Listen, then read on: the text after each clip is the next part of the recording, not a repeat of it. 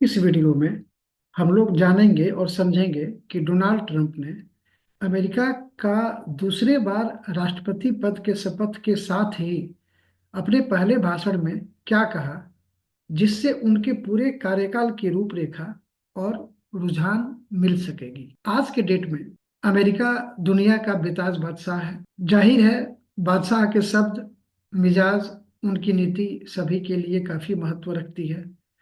Donald Trump ने America के राष्ट्रपति के रूप में 20 जनवरी 2025 को वहां के स्थानीय समय के अनुसार 12 बजे शपथ ली। आप देख सकते हैं, इसी के साथ, उनके शपथ लेने के साथ ही व्हाइट हाउस का जो वेबसाइट है उस पर ये तस्वीर आ गई, और जिस पर क्या लिखा हुआ है, अमेरिका इज बैक।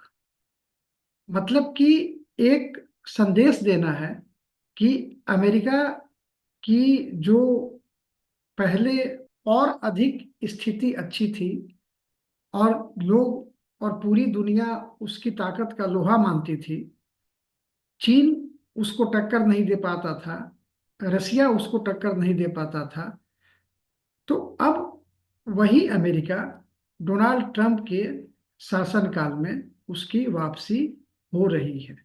आप ये फोटो से ही इसका अंदाजा लगा सकते हैं। आइए और देखते हैं कि ट्रंप साहब ने क्या कहा। Please raise एक तो your आप right जानते ही hand हैं and repeat कि after 20 me. January I, Don. और ये स्थान जो है यूएस कैपिटल का जो रोटुंडा है, उसमें उन्होंने शपथ लिया।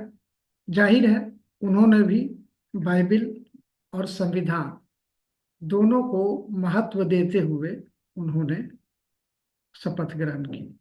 हालांकि उन्होंने अपने भाषण में कहा कि जो उनकी नीति होगी वो दोनों को याद रखेंगे, यानी कि संविधान को भी याद रखेंगे और भगवान को भी याद रखेंगे, ईश्वर को भी याद रखेंगे।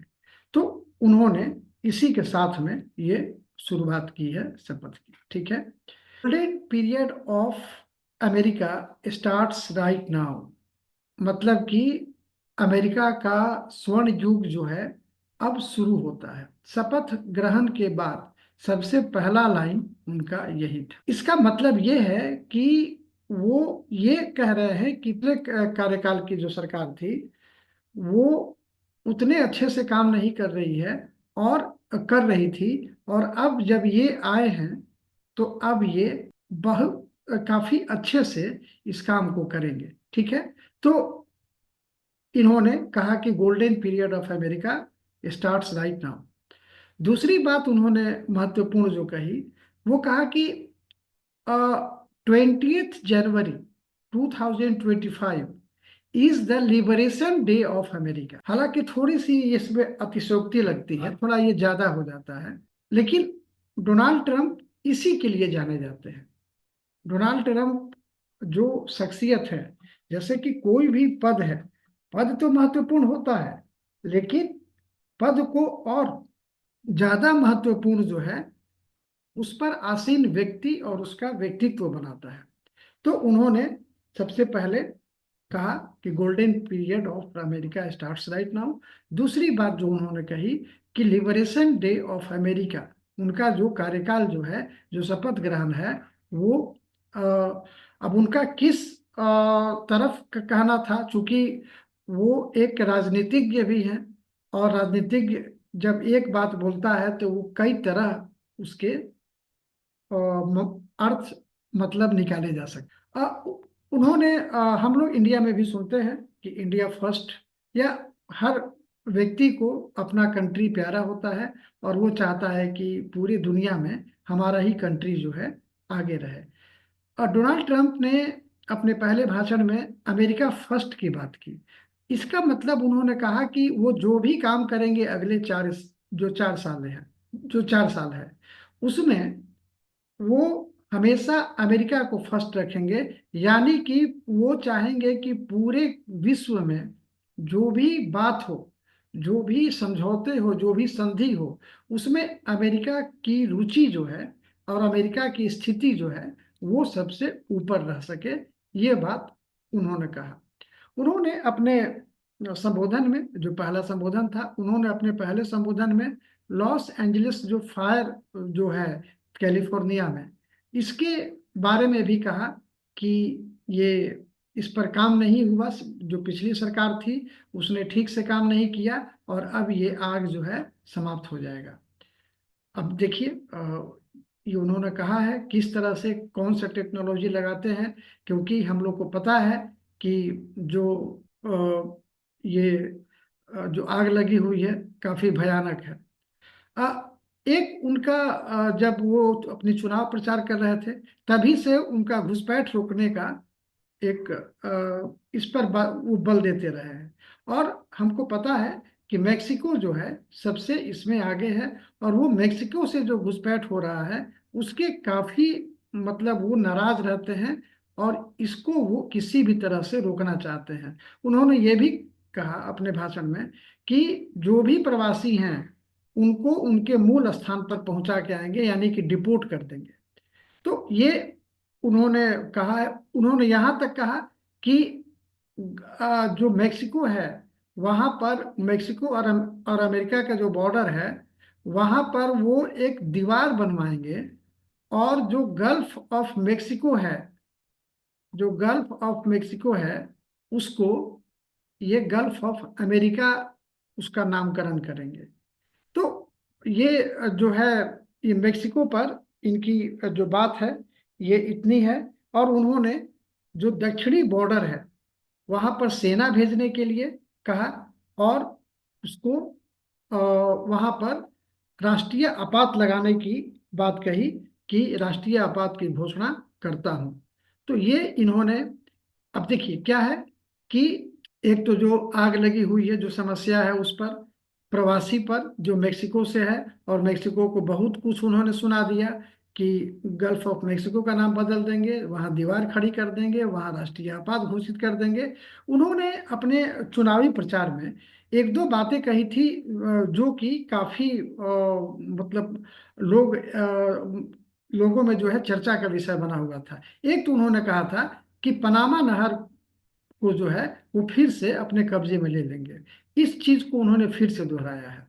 तो ये ऐसा लगता है था पहले कि ये ऐसे ही बोल दिए, लेकिन फिर से दोहराना ये स्थिति को गंभीर करता है।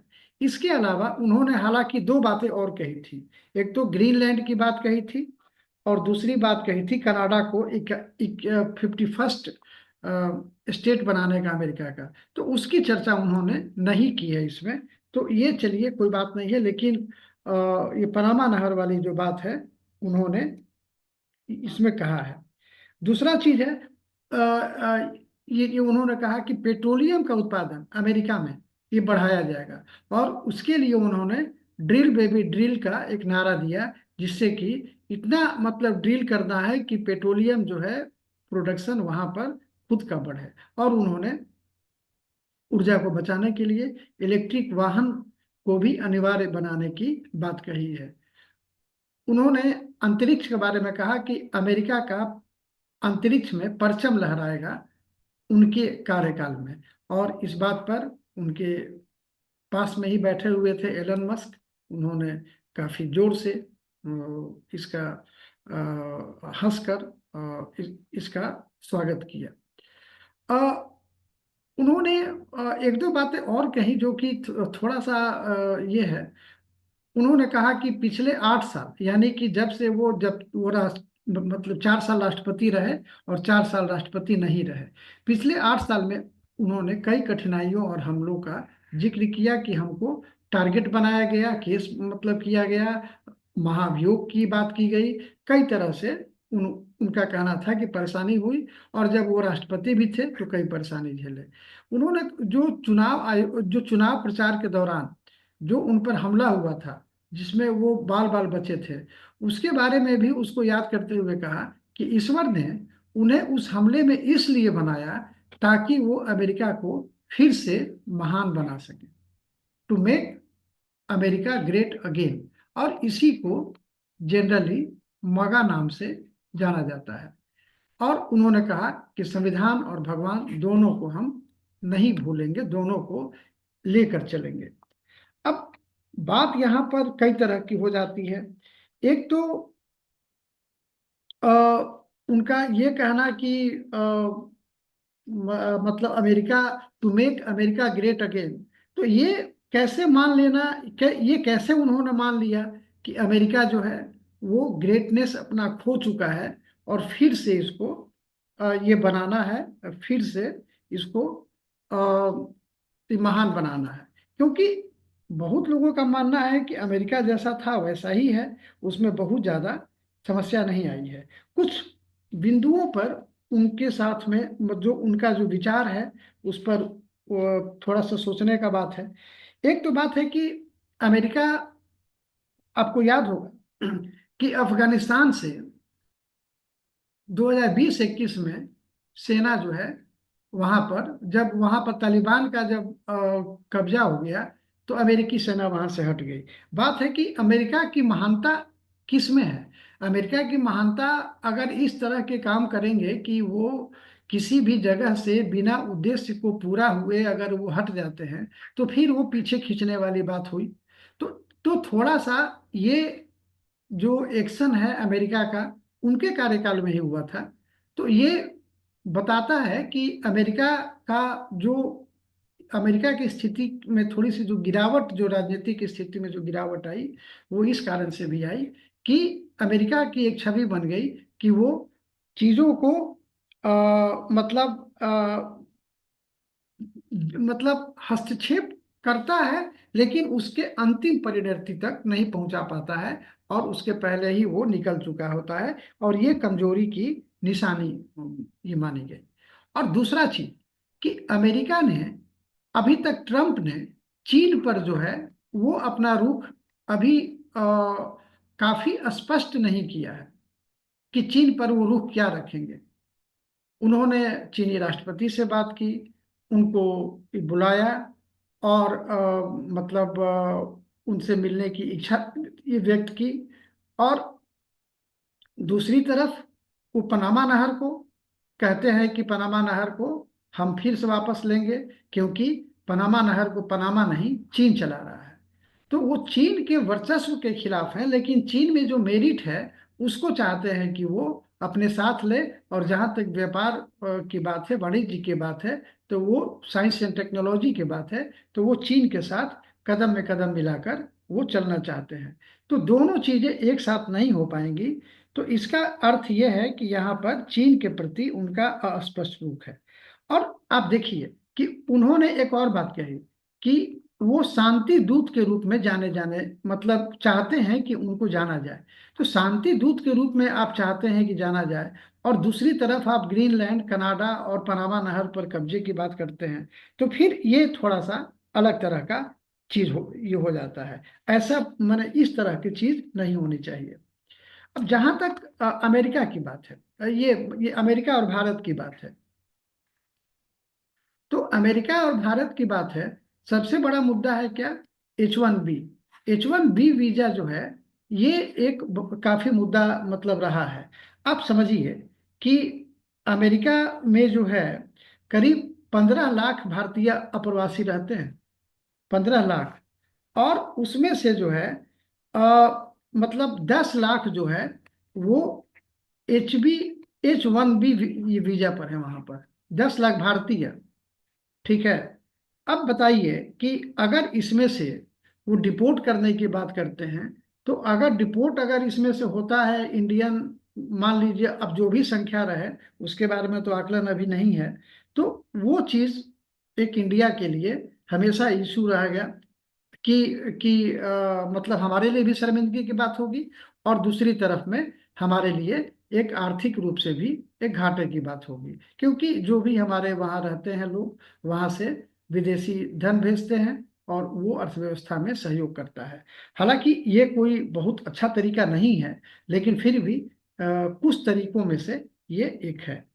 तो ये चीज यहाँ पर देखना होगा कि आगे जो है कैसे ये भारत और जो अमेरिका है उसके लिए करता है। और अमेरिका को भारत की गुटनिरपेक्षता की नीति का सम्मान करना होगा भारत के साथ में, उनको आतंकवाद के मुद्दे पर पाकिस्तान के साथ में उनको एक स्पष्ट रुख लेना पड़ेगा।